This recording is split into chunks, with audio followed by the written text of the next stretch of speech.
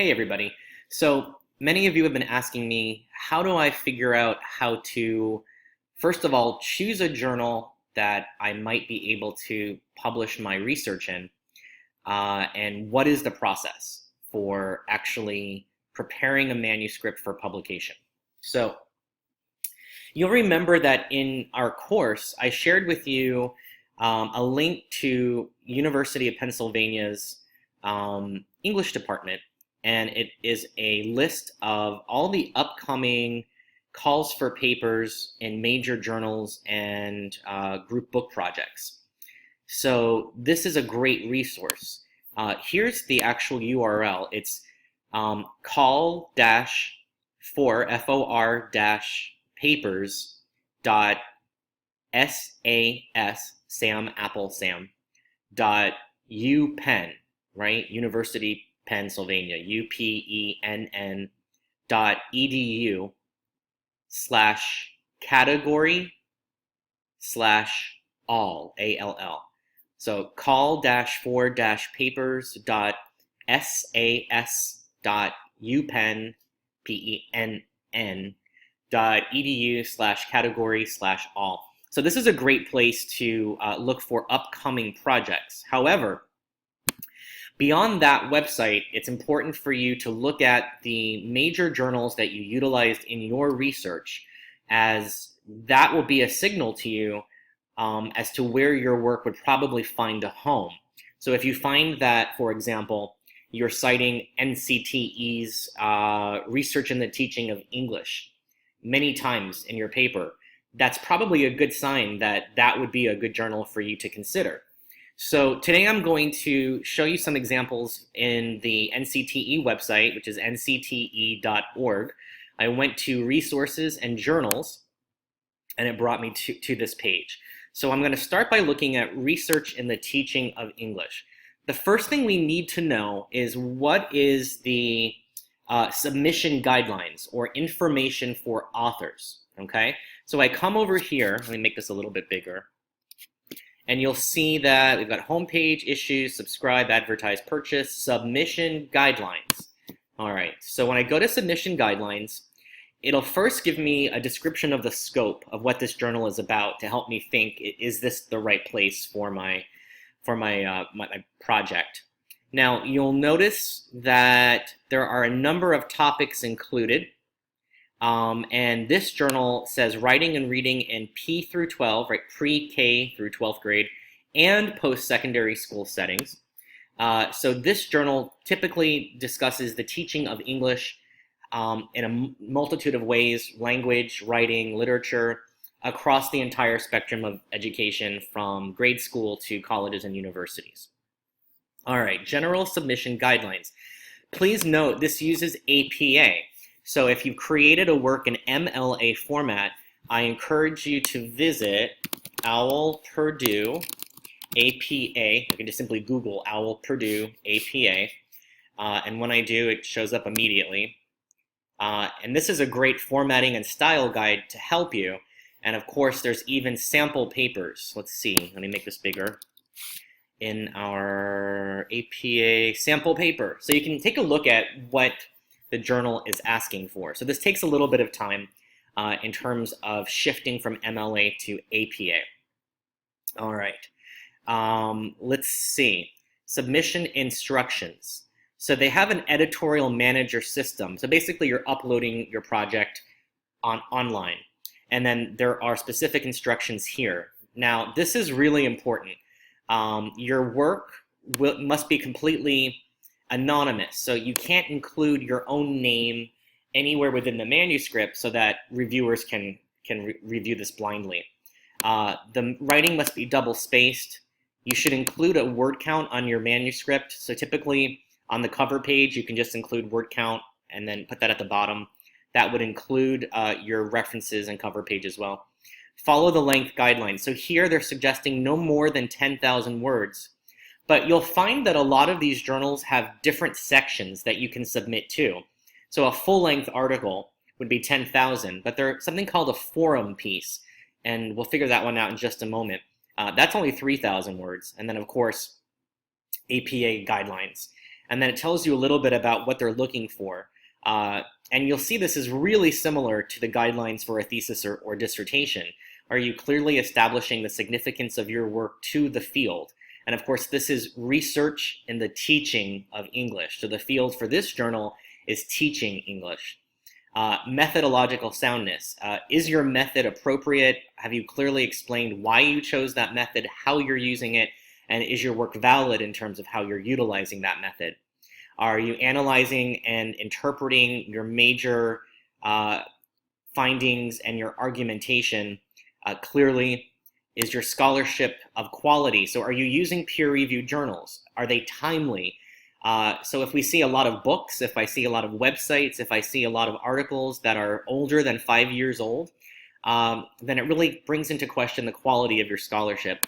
Also, the quality of the writing. Your work has to be well formatted. There shouldn't be any spelling, grammatical, mechanical, formatting errors at all. So your work truly needs to be seen by another pair of eyes before you ever submit it for publication. Very important, you are not allowed to submit your work to more than one journal at a time. Academic writing is different from creative writing or personal writing, as if I was writing a book. When I write a book and I send it to a publisher, I expect to have a book contract and that publisher is going to pay me for my work. Academic writing is unpaid. Nobody gets paid within the world of academia for their academic publications, unless it's an invitation to specifically oversee the creation of maybe a group book project or something special, but typically you don't get paid. Likewise, the people that are reading your work to determine if it's accepted into a journal, they are not getting paid either. So in order to not waste anybody's time, you are only allowed to submit your work to one journal at a time, so that these reviewers, if they like your work and your work is accepted, their time has been worthwhile because that journal will then publish your manuscript. Books are very different. If you're trying to publish a book, you want to send the manuscript out to as many publishers as possible in order to find someone to publish your work. Okay, so remember up here they said there are length guidelines for full-length articles and forum pieces. So what is this forum piece? Let's see, articles, RTE, submission instructions. I'm not seeing a clear explanation of, I don't typically read research in the teaching of English, but if we went and looked at a sample issue, I'm sure we could see what they have in the forum section versus what is in the full journal. Yeah, let's see, forum. I'm not seeing anything. Journals, English leadership quality, no, quarterly forum. Let's just see what forum is.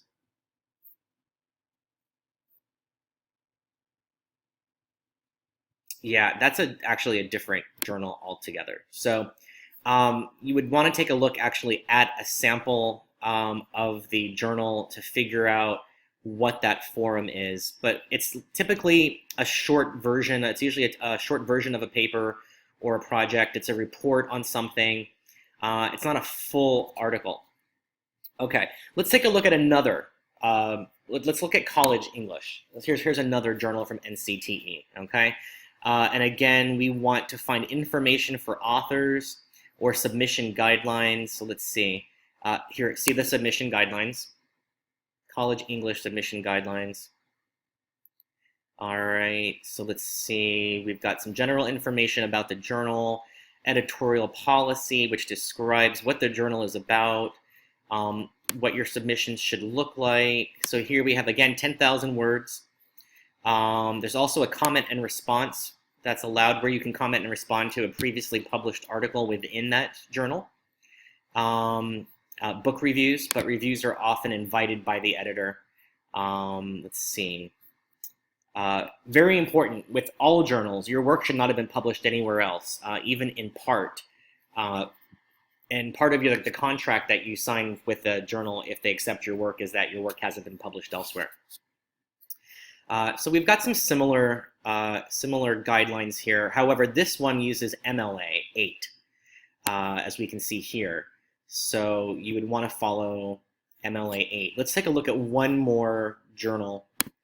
within NCTE. Let's look at, let's see, teaching English journal, EJ, which is quite popular, many folks use. And again, we want submission guidelines or information for authors, subscribe, purchase, editorial, call for manuscripts, write for English journal. Okay, so let's take a look at that. So here we go, submission guidelines. In general, manuscripts for this one, no more than 10 to 15 double-spaced pages, so that's not more than 3750 words. So these are much, much shorter than the other journals. This one is also MLA. So you'll see each journal is slightly different. So again, I recommend that you look at that english.upenn.edu, call for papers. Look to your citations in your own research to see where you're citing from most often, and perhaps examine that website. So let's just say you were using Feminist Studies Journal and you wanted to see their guidelines. So I'll go to Google, type in Feminist Studies Journal, maybe author guidelines. Let's see what comes up. FS, Feminist Studies, okay, so submissions and guidelines, so perfect. So here we have Feminist Studies, here we have submission guidelines. We will only review work that is not under consideration elsewhere. I've already explained that. Article should be no longer than 10,500 words, which is about 35 double-spaced pages, which is what your theses are typically around. And they're using CMS, or Chicago Manual style. Again, OWL Purdue has a great CMS page with sample papers that can help you, just like I showed you the OWL Purdue APA pages. They've got some themed issues that are coming up, and they have calls for papers for the specific themed issues.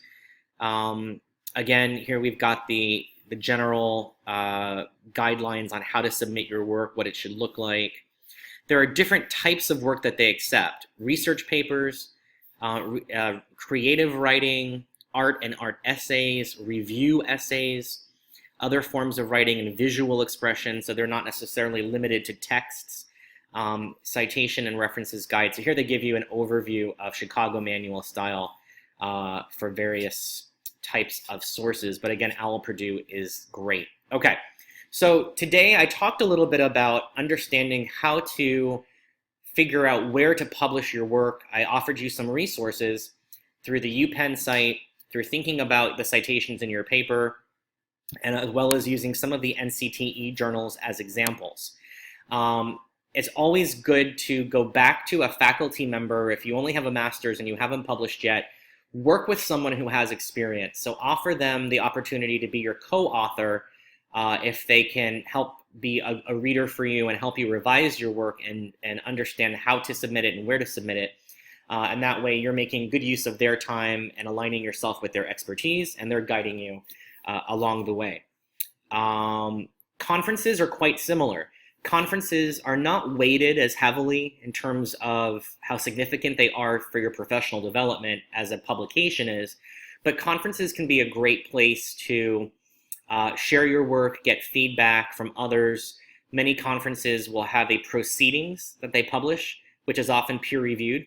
It's like a special book or journal issue where they publish some of the most significant manuscripts that correspond with the presentations at that conference. So sometimes a conference presentation can actually lead into an actual publication. If you have any more questions, feel free to get in touch with me.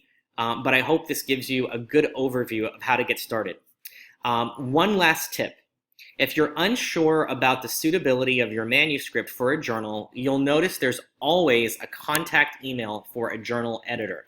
You can always send an abstract, which is your research rundown. Remember, it's what is your major research question or argument? What is the purpose? What do we know about this? What do we don't know? How are you filling that gap?